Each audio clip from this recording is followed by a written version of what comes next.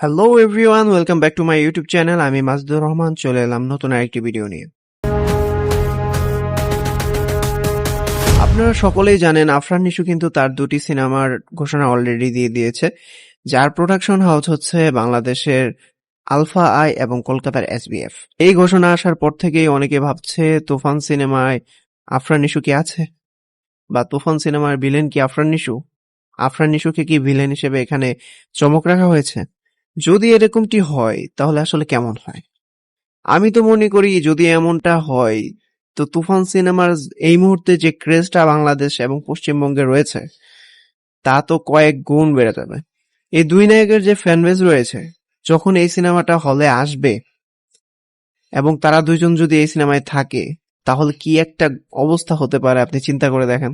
এই একটা সিনেমা আমাদের দেশের ইন্ডাস্ট্রির মোড় ঘুরিয়ে দিতে পারে। এই সিনেমায় যদি আফরান নিশুকে বিক্রম সিনেমার রোলেক্সের মতো পর্দায় আনা যায়, তাহলে কি ঘটনা ঘটতে পারে চিন্তা করেন।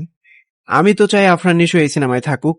যেহেতু তুফান সিনেমার পার্ট 2 আসবে, আমি চাই বাংলাদেশে একটা তুফান ইউনিভার্স তৈরি হোক। বাংলা ইন্ডাস্ট্রি ঘুরে দাঁড়াক তুফান সিনেমার মাধ্যমে, এবং এই সিনেমার হাত ধরে নতুন এক সূচনা তৈরি হোক বাংলা ইন্ডাস্ট্রির।